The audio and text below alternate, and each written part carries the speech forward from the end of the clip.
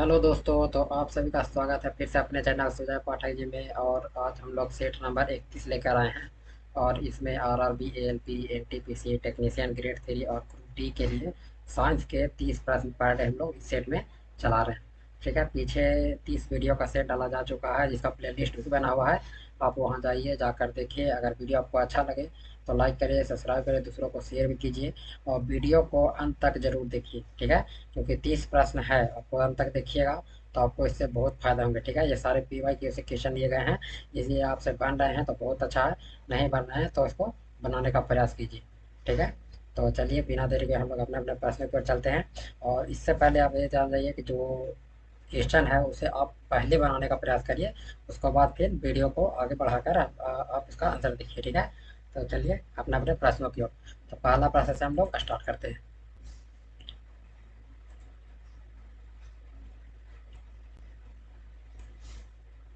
पहला प्रश्न कह रहा है कि 3 केजी की पिस्तौल से 150 मीटर प्रति सेकंड वेग के साथ एक 30 ग्राम की गोली क्षैतिज रूप से चलाई गई।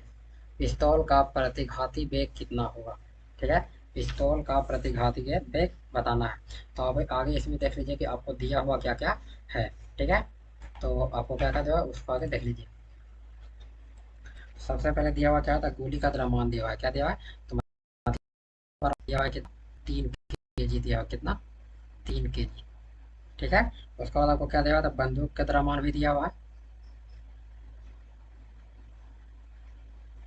बंदूक का द्रव्यमान हो गया कितना था, 3 केजी।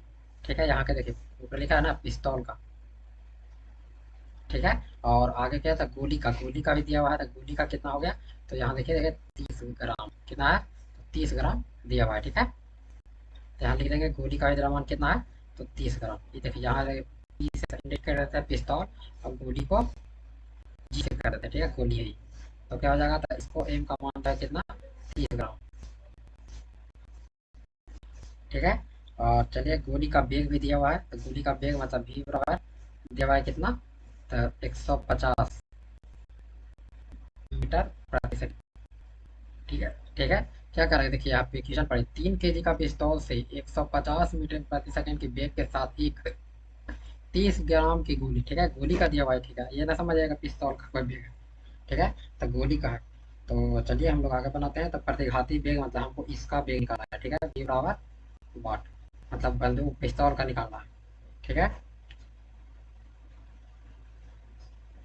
तो चलिए हम लोग निकालते हैं। पिस्तौल का संवेग बराबर निकालना था। पिस्तौल का संवेग कितना हो जाएगा, तो पिस्तौल का संवेग हो जाएगा द्रव्यमान गुने वेग बराबर गोली का संवेग कितना हो जाएगा, तो द्रव्यमान गुने वेग। ठीक है, लेकिन यहाँ देखिए पिस्तौल का बैठा दीजिए यहाँ पर, तो 3 केजी द्रव्यमान दिया हुआ है, गुना में भी हमको निकालना है पिस्तौल का। और बराबर में एम का मान दिया हुआ है, गोली का कितना दिया हुआ है, 30 ग्राम। ठीक है, गुना में निकालना क्या है, 150 मीटर प्रति सेकंड दिया हुआ है वेग इसका। ठीक है, 150 मीटर प्रति सेकंड इसका वेग दिया हुआ है। तो यहाँ देखिए कि इसको क्या कीजिए, अगर केजी में चेंज करिए तो केजी में चेंज करने के लिए क्या हो जाएगा, तो 1000 से भागा दिया जाएगा। तो एक जीरो से एक जीरो कट जाएगा, यहाँ का एक जीरो से एक जीरो कट जाएगा। 5 का 15 कट जाएगा, 5 दोनों का 10 कट जाएगा। ठीक है, यहाँ देखिए ये क्या हो जाएगा, ये हो जाएगा 3 भी बराबर 3 तिया 9 बट्टे 2। ठीक है, तो दो इसको आगे सॉल्व कीजिएगा तो 2 से यहाँ 3 से गुना हो जाएगा।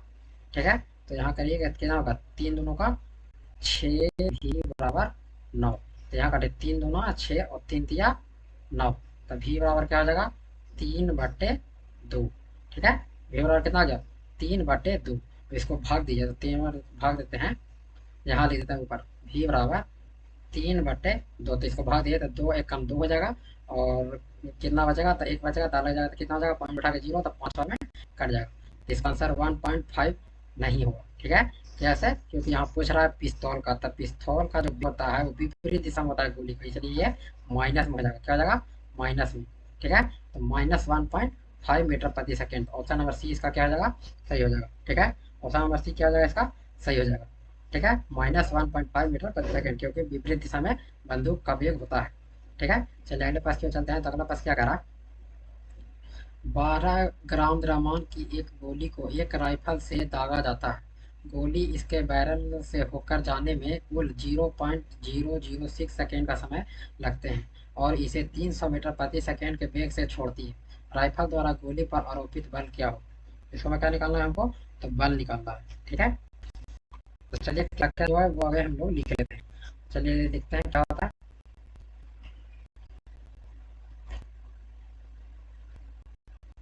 इसमें क्या क्या दिया हुआ है?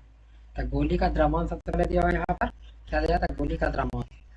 ठीक है, एम बराबर, ठीक है, एम बराबर कितना था? 12 ग्राम। क्या आ जाएगा? 12 ग्राम। ठीक है, उससे ज्यादा 12 ग्राम, तो 12 ग्राम का अगर किलो में चेंज कीजिए तो 12 बटा कितना आ जाएगा? 1000। तो कितना लिखा जाएगा? इसको हम लोग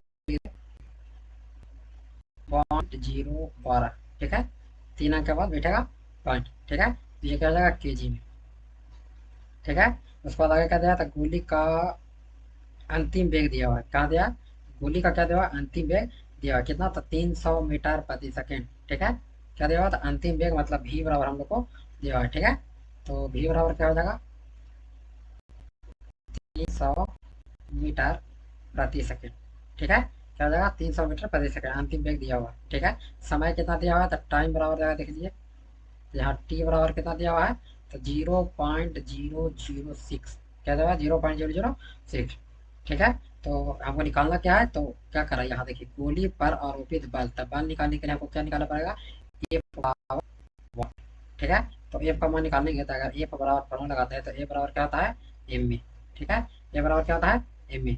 अच्छा, ये फार्मूला कहाँ से आया है? तो यह फार्मूला न्यूटन के द्वितीय नियम से। कितना से? न्यूटन के दूसरा नियम से ए बराबर एम में आया है। ठीक है, तो अब एम का मान दिया हुआ, एफ ए का मान हम लोग को निकालना है। ठीक है, तो ए के मान निकालने के लिए आपको फार्मूला पता था, क्या था? भी बराबर यू प्लस ए। क्या आ जाएगा? और इसी को अगर हम चेंज करते हैं तो भी माइनस यू बट्टे जो टी है, ये क्या आ जाएगा? नीचे आ जाएगा, बराबर ए। ए बराबर फॉर्मूला हम लोग क्या निकालना है? तब भी माइनस यू। ठीक है, तो भी माइनस यू बटे टी। ठीक है, ये आपको फॉर्मूला लगाना है, तो इस पर बैठा जाएगा। तो भी का मान दिया हुआ है, अंतिम वेग 300 मीटर प्रति सेकंड।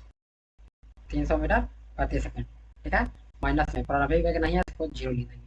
ठीक है, बट्टा में क्या करेंगे? टी। टी समय कितना दिया है? तो 0.006। ठीक है, अगर इसको बनाइए तो इसको बनाने के बाद क्या होता है? तो 300 से ही रह जाएगा, कि जगह नहीं, ऊपर लिख देते हैं। तो चलिए ऊपर से बनाते हैं हम लोग। तो क्या होगा? 300 हो जाएगा, बटा लगा 6, और पॉइंट हटाएंगे तो ऊपर कितना आ जाएगा? तो 30 गुना में 1000। ठीक है, 6×5 = 30 कट जाएगा, ये कितना होगा? 50, और गुना करेंगे तो 3 जीरो, तो 50,000 इसका आ गया। ठीक है, कितना आ गया? तो 50,000 आ गया। कौचा है हम लोग का? ये बड़ा है, क्या? ये बड़ा आ गया 50,000। ठीक है, अब इसको हम लोग बैठा देंगे ए बराबर एम ए पर। तो ए बराबर एम ए बैठा देंगे, बराबर एम का मान कितना दिया हुआ है? तो 0.012। ठीक है, गुना में क्या करेंगे? तो 5 पर इसको जरा मिटा देते हैं। ठीक है, ये सब तो आप अपने आप लिख लिए होंगे, ये सब मिटा देते हैं। तो एक 5 पर जाएगा, तो 2 2 4 0, 1 2 3 4, 2 4 0। क्या करेंगे? तो इसको पॉइंट हटाएंगे, दिखा जाएगा नीचे 1000। ये क्या होगा? 3 जीरो से 3 जीरो कट जाएगा। अब इसको गुना करिए 12 से 5 में, तो 12×5 = 60। क्या हो जाएगा? 12×5 = 60। ठीक है, और ये जो जीरो बैठेगा वो जीरो बैठ जाएगा, और क्या हो जाएगा? न्यूटन। 600 न्यूटन इसका आंसर हो जाएगा। क्या हो जाएगा? 600 न्यूटन इसका आंसर हो जाएगा। तो ऑप्शन नंबर क्या हो जाएगा? डी। ठीक है, ऑप्शन नंबर डी इसका क्या हो जाएगा? आंसर हो जाएगा। ठीक है, आप लोग को अगर समझ में आ गया होगा तो ठीक है, और नहीं आया होगा तो मैं फिर से बता दूंगा बाद में। ठीक है, तो अगला क्वेश्चन ऐसे ही लाकर कमेंट जरूर कर दीजिएगा कि हमको समझ में नहीं आया, तो हम जरूर इसको चेंज करके नया क्वेश्चन लाकर आपको बता देंगे। ठीक है, तो चलिए अगले प्रश्न पे चलते हैं। तो अगला प्रश्न क्या करा? ये रिक्त स्थान वह भौतिक राशि है जो कभी भी ऋणात्मक नहीं हो सकता।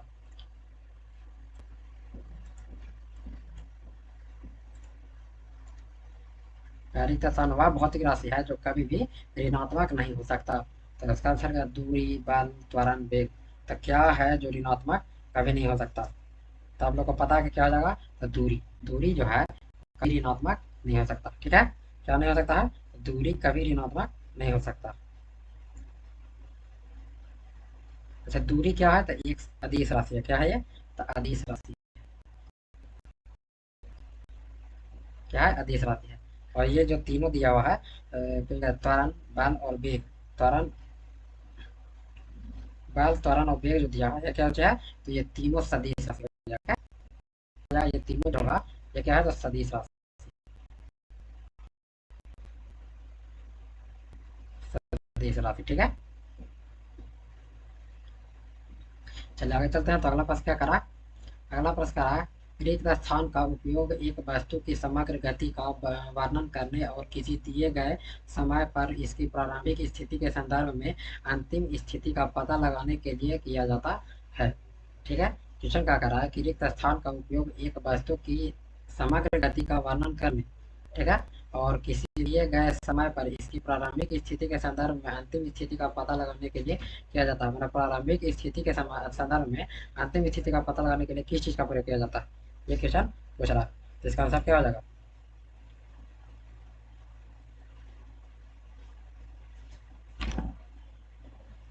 इसका आंसर हो जाएगा क्या? Option C. ठीक है, दूरी और विस्थापन। ठीक है, क्या हो जाएगा? दूरी और विस्थापन। ठीक है, प्रारंभिक स्थिति के संदर्भ में अंतिम स्थिति का पता लगाने के लिए किसको किया जाता है? तो दूरी और विस्थापन का प्रयोग किया जाता है। ठीक है, चलिए आगे चलते हैं। तो अगला प्रश्न क्या करा है? अगला प्रश्न करा है कि वेग और समय का गुणनफल प्रदान करता है। वेग और समय का गुणनफल प्रदान करता है। मैंने वेग और समय को गुना करेंगे तो क्या हो बनेगा? तो आप लोग को पता है क्या होता है कि विस्थापन बराबर होता है कुछ बिना गुना समय। क्या होता है? विस्थापन बराबर होता है वेग गुना समय। तो वेग और समय का गुणनफल क्या कहलाता है? तो विस्थापन कहलाता है। तो ऑप्शन नंबर बी क्या हो जाएगा? सही हो जाएगा। ठीक है, ऑप्शन नंबर बी क्या हो जाएगा? सही होगा। चलिए आगे चलते हैं। तो अगला प्रश्न क्या करा?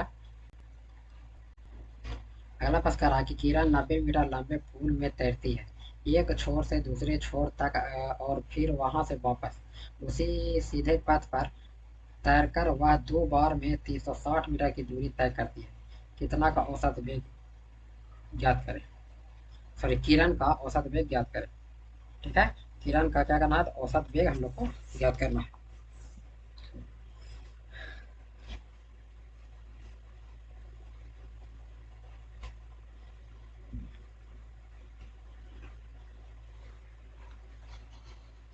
तो हम लोग फार्मूला क्या देखते हैं? तो विस्थापन थोड़ा सा पहले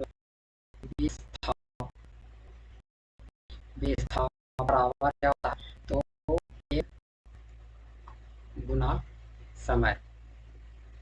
ठीक है, क्या होता है? वेग गुना समय। अगर इसी आधार पे हम लोग देखें तो वेग बराबर अगर निकालना हो तो वेग बराबर क्या होगा? विस्थापन बटा समय।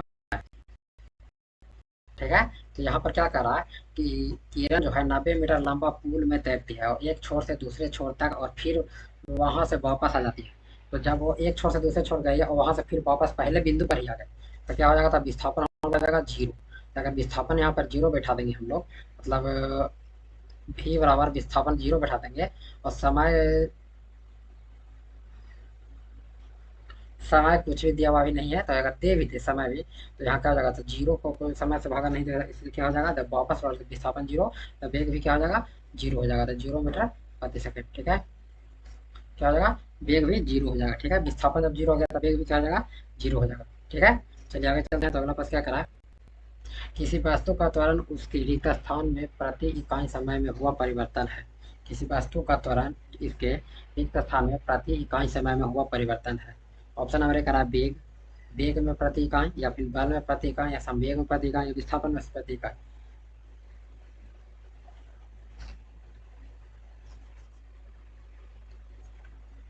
तो यह क्या हो जाएगा? इसका आंसर आप लोग को पता है क्या होता है? वेग में प्रति इकाई समय, वेग में प्रति इकाई समय में हुआ परिवर्तन है क्या? त्वरण। ठीक है, वस्तु का त्वरण क्या है? तो वेग में प्रति इकाई हुआ परिवर्तन है। ठीक है, चलिए आगे चलते हैं। तो अगला प्रश्न क्या करा, अगला प्रश्न कह रहा है कि समय के साथ किसी वस्तु का वेग दिखाने वाले ग्राफ को कहा जाता है। समय के साथ किसी वस्तु का वेग दिखाने वाले ग्राफ को कहा जाता है, तो क्या कहा जाता है?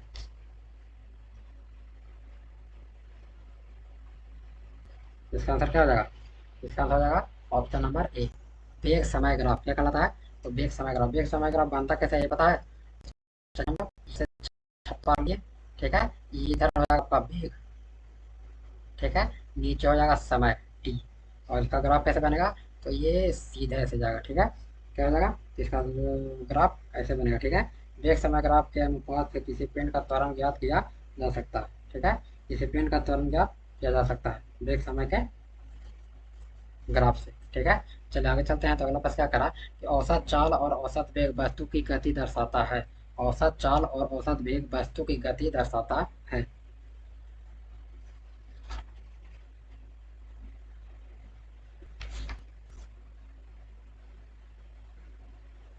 तो क्या होता है? औसत चाल और औसत वेग वस्तु की गति दर्शाता है। तो कौन? समय की एक विशेष अवस्था में, या लंबी दूरी में, या कम दूरी में, या दिए गए समय अंतराल के दौरान। तो आपको पता है कि क्या हो जाएगा इसका आंसर? दिए गए समय अंतराल के दौरान। क्या हो जाएगा? दिए गए समय अंतराल के दौरान। ठीक है, चलिए आगे चलते हैं। तो अगला प्रश्न क्या करा, फ्रेम के संदर्भ में जो समय का फंक्शन है, एक वस्तु की स्थिति में परिवर्तन की दर है, क्या है? उसे क्या कहा जाता है? फ्रेम के संदर्भ में जो वस्तु का फंक्शन है, वो एक वस्तु की स्थिति में परिवर्तन की दर को, मतलब एक वस्तु की स्थिति में परिवर्तन की दर, उसके क्या कहा जाता है?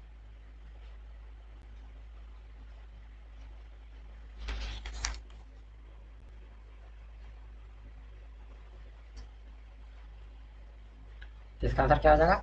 Option number C. ठीक है, वेग। क्या हो जाएगा?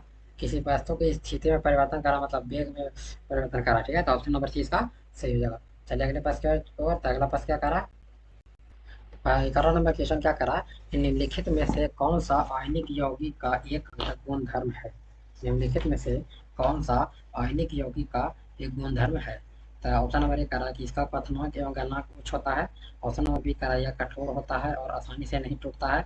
ऑप्शन नंबर सी करा यह ठोस अवस्था में विद्युत का सुचालन करता है। ऑप्शन नंबर डी करा यह मिट्टी के तेल और पेट्रोल जैसे विलायकों में घुलनशील होता है। तो इसका आंसर क्या हो जाएगा? इसका आंसर हो जाएगा ऑप्शन नंबर ए, इसका क्वथनांक एवं गलनांक क्या होता है? उच्च होता है। ठीक है, ऑप्शन नंबर इसका सही हो जाएगा कि इसका क्वथनांक और गलनांक उच्च होता है। अच्छा, आयनिक यौगिक के कुछ गुण धर्म आप याद रखिएगा कि ठोस, कठोर और भांगुर होता है ये। ठीक है, क्वथनांक और गलनांक क्या होता है? तो उच्च होता है। इसके बाद करा जल में घुलनशील तथा कार्बनिक विलायकों में अघुलनशील रहता है। ये किसको कहते हैं? जल में घुलनशील है लेकिन कार्बनिक यौगिकों में अघुलनशील है। आयनिक यौगिकों का जलीय विलयन विद्युत का सुचालक होता है। आयनिक यौगिक का जलीय विलयन क्या होता है? तो विद्युत का सुचालक होता है। ये कुछ बात याद रखिएगा। ठीक है, चलिए आगे चलते हैं। तो अगला प्रश्न क्या करा कि किसी रासायनिक प्रक्रिया के दौरान एक पदार्थ में हाइड्रोजन की वृद्धि क्या कहलाता है? किसी रासायनिक प्रक्रिया के दौरान एक पदार्थ में हाइड्रोजन की वृद्धि क्या कहलाता है? ऑप्शन नंबर एक करा कि ऑक्सीकरण, अपघटन, अपचयन, या जंग लगना।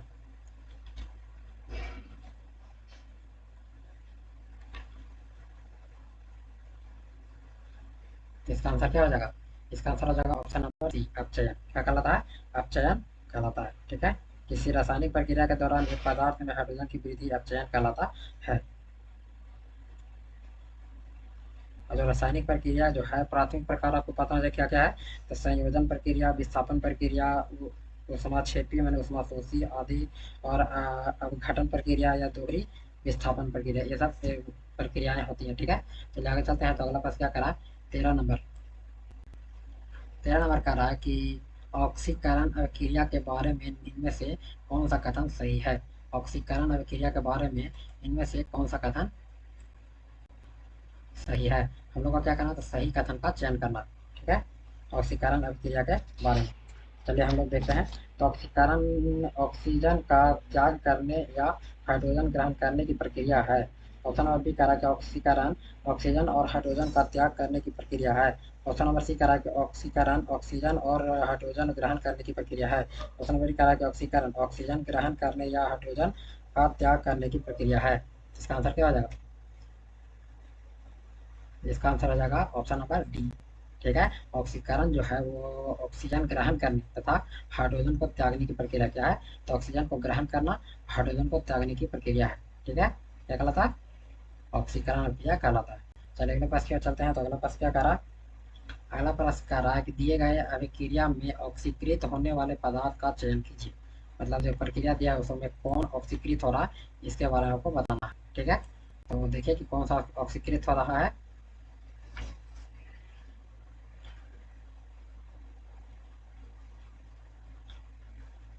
तो यहाँ देखिए Fe जो है, यहाँ अगर खोजिए तो O से जुड़ रहा है। ठीक है, क्या कर रहा है? तो ऑक्सीजन का क्या हो रहा है? ज्वाइंट हो रहा है।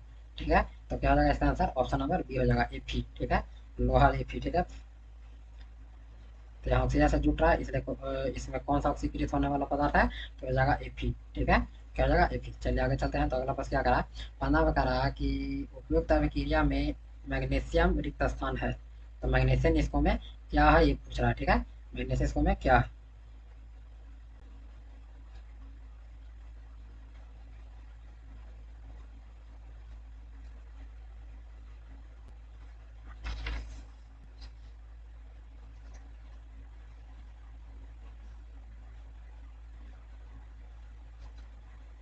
इसका आंसर क्या हो जाएगा? तो ये क्या हो रहा है? ऑक्सीकृत हो रहा है। यहाँ पे कितना Mg हो रहा है? ऑक्सीकृत हो रहा है, तो इसका क्या हो जाएगा? अपचायक पदार्थ। क्या हो जाएगा?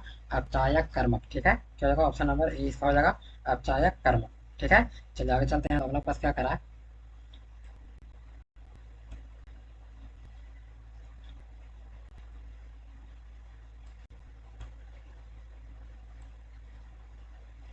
अगला करा 16 नंबर। किसी रासायनिक अभिक्रिया में जब कोई पदार्थ हाइड्रोजन ग्रहण करता है तो इस प्रक्रिया को कहा जाता है।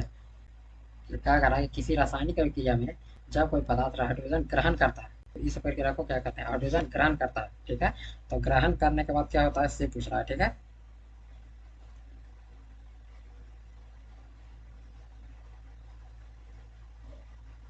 तो क्या हो जाएगा? ऑप्शन नंबर बी इसका सही आंसर रहेगा। अपचयन कहलाता है। क्या कहलाता है? अपचयन कहलाता है। ठीक है, इसमें क्या होता है? तो ऑक्सीकरण में होता है कि हाइड्रोजन को त्यागना है। ठीक है, क्या होता है? तो हाइड्रोजन को त्यागना है और ऑक्सीजन को जोड़ना है। ठीक है, तो इसमें क्या होता है? हाइड्रोजन को जोड़ना है और ऑक्सीजन को क्या करना है? त्यागना है। ठीक है, चलिए आगे चलते हैं। तो अगला प्रश्न क्या करा?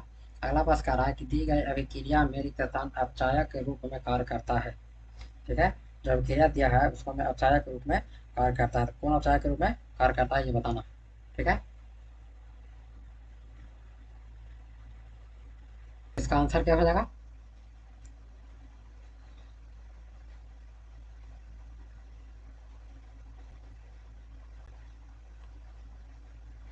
तो इसका आंसर होगा ऑप्शन नंबर डी। ठीक है, क्या जाएगा? Option number D, CO। ठीक है, क्या जाएगा? ऑप्शन नंबर डी, सी हो जाएगा। ठीक है, चलिए आगे चलते हैं। तो अगला प्रश्न क्या करा? अगला प्रश्न दे रहा है कि दी गई अभिक्रिया में निम्न में से किसका अपचायक होगा, अपचयन होगा। तो दी गई अभिक्रिया में निम्न में से किसका अपचयन होगा ये पूछ रहा है। ठीक है,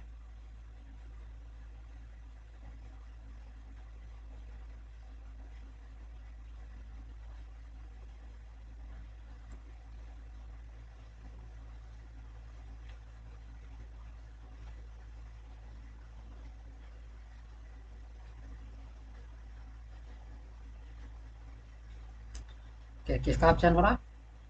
तुम्हारा ऑप्शन डी, जिंक का। देखिए यहाँ ऑक्सीजन है क्या हो रहा है? तो त्याग रहा है, तो ऑक्सीजन त्याग रहा है और हाइड्रोजन ग्रहण करता है। ठीक है, तो इसको ऑक्सीजन त्याग रहा है, इसलिए क्या हो जाएगा? अपचयन कौन हो जाएगा? तो जेड। ठीक है, चलिए आगे चलते हैं। तो अगला प्रश्न क्या करा कि अपचयन के संबंध में इनमें से कौन सा कथन गलत है? अपचयन के संबंध में इनमें से कौन सा कथन गलत है? ठीक है, कौन सा कथन गलत है ये बताना अपचयन के संबंध में। तो आपको हम लोग बता दिए हैं कि ऑक्सीकरण में ऑक्सीजन का क्या होता है? ग्रहण करता है और हाइड्रोजन को त्यागता है, और अपचयन में हाइड्रोजन को ग्रहण करता है, ऑक्सीजन को त्यागता है। ठीक है, तो कौन सा गलत है ये पूछ रहा है। तो हाइड्रोजन का संयोजन मतलब हाइड्रोजन जुड़ता है, तो ये बात तो सही है कि हाइड्रोजन जुड़ता है। ठीक है, अपचयन में इनका करा है कि ऑक्सीजन का निष्कासन।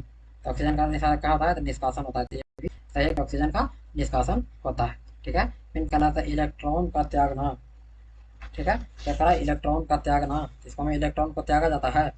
तो नहीं, इलेक्ट्रॉन को त्यागा नहीं जाता है। ठीक है,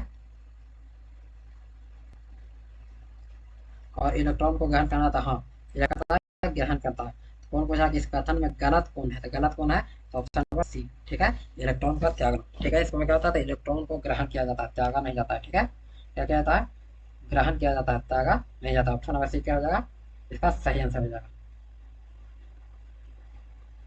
चलिए आगे चलते हैं। तो अगला प्रश्न क्या करा कि आभूषणों के धूमिल होने एक उदाहरण है, किसका एक उदाहरण है, यानी आभूषण का धूमिल होना किसका एक उदाहरण है, ये पूछ रहा है। ठीक है,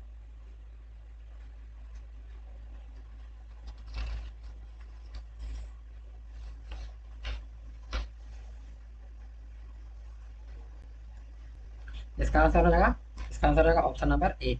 ठीक है, ऑक्सीकरण अभिक्रिया के कारण, किसके कारण होता है, तो ऑक्सीकरण अभिक्रिया के कारण आभूषण में आभूषण जो होता है वो धूमिल हो जाता है। ठीक है, क्या होता है, ऑक्सीजन क्या होता है, धूमिल हो जाता है। चलिए अगले प्रश्न के चलते हैं। तो अगला प्रश्न क्या करा,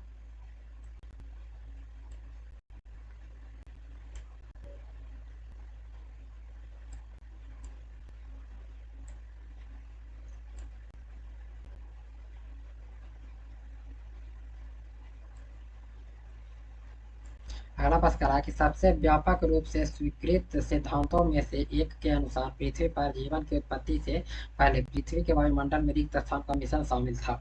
मतलब किस चीज का मिश्रण शामिल था, ये पूछ रहा है, जीवन की उत्पत्ति से पहले। ठीक है, चलिए इसका आंसर बताइए, किस चीज का मिश्रण था।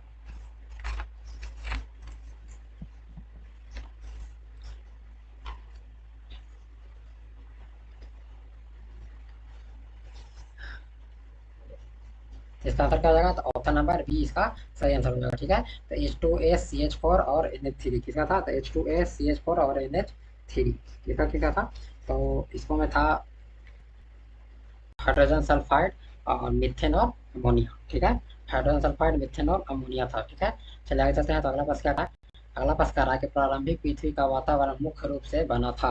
प्रारंभिक पृथ्वी का वातावरण मुख्य रूप से बना था, तो किस चीज का बना था, ये बताना।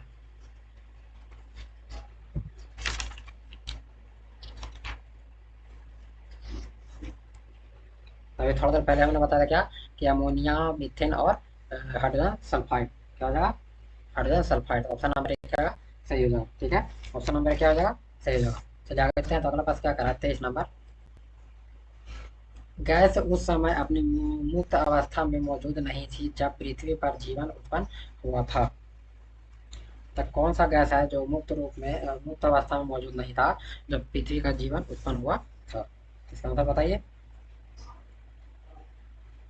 तो क्या नहीं था, तो आपको पता है कि मीथेन था, हाइड्रोजन था, अमोनिया भी था, लेकिन ये नहीं था, ऑक्सीजन हुआ तब मुक्त रूप से नहीं था। ठीक है, तो जीवन की उत्पत्ति हुआ था तब। चलिए आगे चलते हैं। तो अगला प्रश्न क्या करा है, अगला प्रश्न करा है कि निम्नलिखित में से किस वैज्ञानिक ने अपना पुस्तक ओरिजिन ऑफ स्पीसीज में कार्बनिक विकास के लिए एक क्रिया विधि का सुझाव दिया है।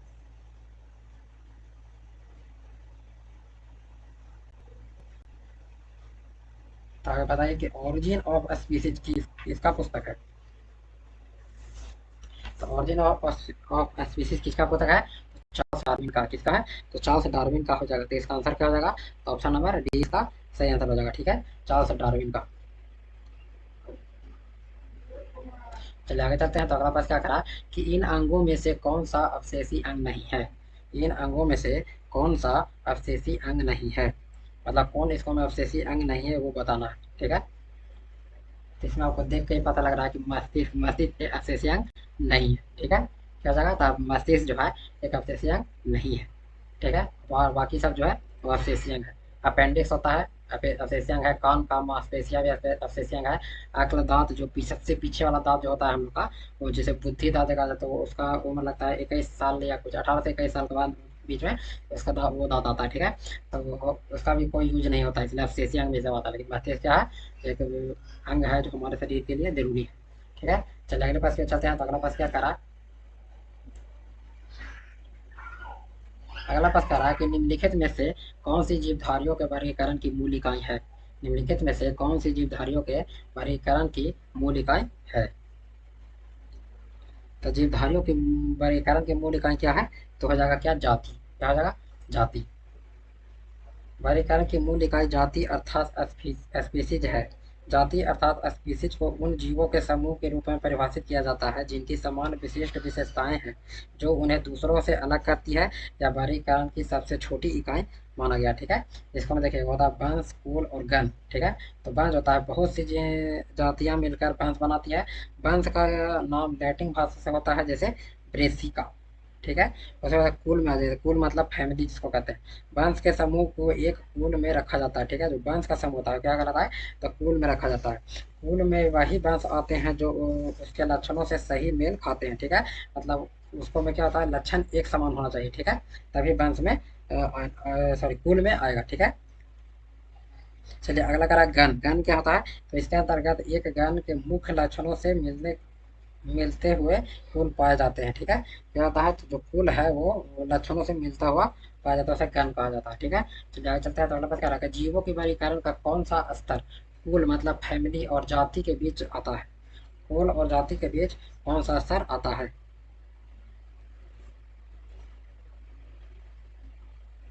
कौन सा आएगा, तो आपको पता क्या हो जाएगा, वंश। ठीक है, कुल और जाति के बीच में क्या आता है, तो वंश आता है। ठीक है, कुल और जाति के बीच में क्या आता है, तो वंश आता है। चलिए आगे चलते हैं। तो अगला पास क्या करा, अगला पास करा कि निम्नलिखित में से लीनियस पदानुक्रम के अवरोही क्रम में व्यवस्थित कीजिए। ठीक है, लीनियस के पदानुक्रम के आरोही क्रम में बसा बैठाना है इसको। ठीक है, तो सही रूप से कैसे है, कौन कौन होगा से जान लीजिए। तो सही रूप में सबसे पहले क्या आता है, तो जाति सॉरी जगत आवेगा। ठीक है, उसके बाद संघ आवेगा, उसके बाद फिर वर्ग आवेगा, फिर गण आएगा, कुल आएगा, वंश आएगा, जाति आएगा। ठीक है, तो इसमें ऑप्शन नंबर इसका क्या हो जाएगा, तो जगत, संघ, वर्ग, गण, कुल, वंश, जाति, इसका आंसर क्या हो जाएगा, ऑप्शन नंबर सी इसका सही हो जाएगा। ठीक है, ऑप्शन नंबर सी क्या हो जाएगा, सही होगा, जगत, संघ, वर्ग, गण, कुल, वंश, जाति। ठीक है, जगत, संघ, वर्ग, गण, कुल, वंश, जाति।